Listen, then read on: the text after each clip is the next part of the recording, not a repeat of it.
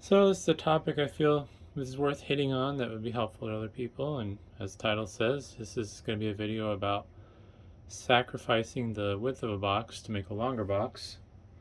So I have this piece of electronic equipment here that I need to ship, and well, it's around 21 inches wide, 13 inches deep, and 6 inches tall.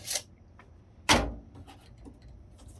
I have some of these boxes here that are 20 by 16 by 6.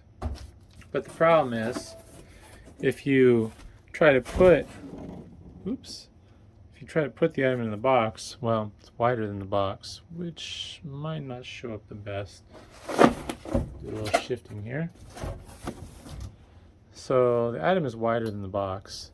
And if I were to put it in here, the sides will bulge out and kind of get rounded. And it might work. It's kind of borderline. It's not really ideal. So the solution is modifying the box. I have one here that I've already cut up. So normally when you're resizing a box, you'll see people doing videos where they'll cut the inside flap down the middle and then you crease that seam to increase the length of the box. And that is more ideal because then the flaps will overlap in a way that's nice. It's been a while since I've done it, but if I remember right, the flap, if you cut it in half, the flap will basically overlap the outside edge and it'll tape up real nice. But what I haven't seen a lot of people doing is cutting the box down just slightly. So in this case, I need a 22 by 14 by 6. And I can accomplish that by cutting the inside flap down by 2 inches. And you want to do it from opposite sides.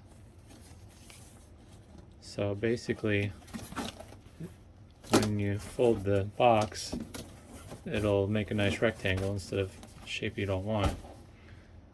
As you can see, I've chosen to cut on the inside near the seam. You might be able to do it from the outside. I'm not sure. I didn't try that. I don't see why it wouldn't work. But you want to make sure you're cutting it on basically opposite sides of the flap.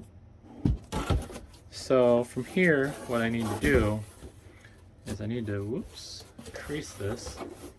It's going to be a little tricky. It's definitely easier to do this if you're cutting the box in half.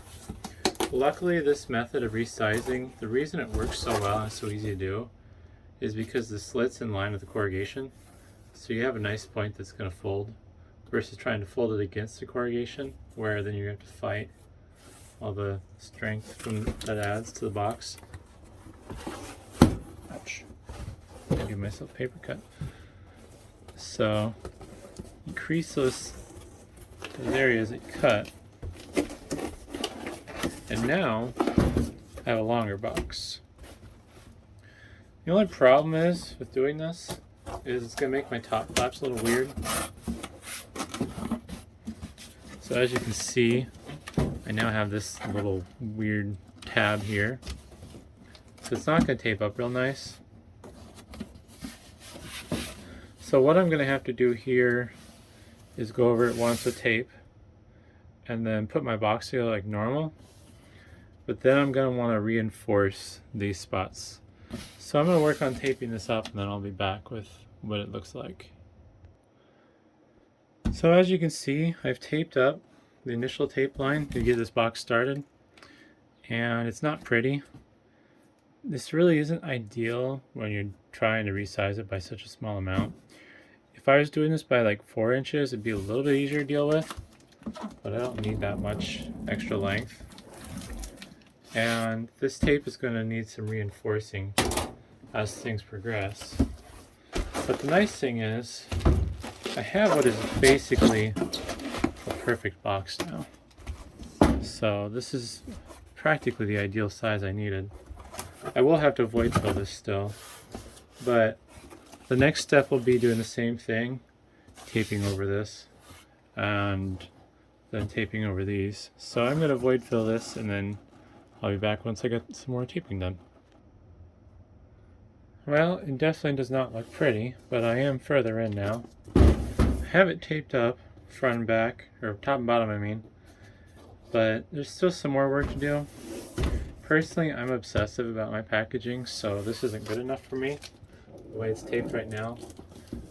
I just basically use this tape to get a starting point, and my next step is going to be to probably go over on the inside here and then shift over with another strip of this 2-inch tape. I forget what this is. I think it's 2.5 or 3-inch tape. Let's see. Yeah, so I used 3-inch tape just because I felt like it would give me better coverage.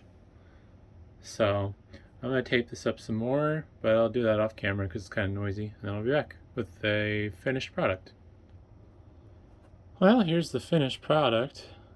It's not pretty, that's for sure. I don't like how messy the tape lines are and how wrinkly they are. But it's what you have to do sometimes when you don't have the right box size. Because one of the things I've found, at least with my business, is I like to stick to a predefined set of box sizes. Otherwise, what you end up doing is you buy a bunch of boxes that you need one-offs for, and then you're stuck with a bunch of expensive boxes that you're never going to use. So hopefully this tip is handy. Basically, as mentioned earlier in the video, the key points are figuring out how much of the flap width you want to sacrifice to lengthen your box, cutting the flaps on opposite sides, and then creasing where those cuts are to lengthen your box. And you will lose the width in proportion to however much of the flap that you cut off.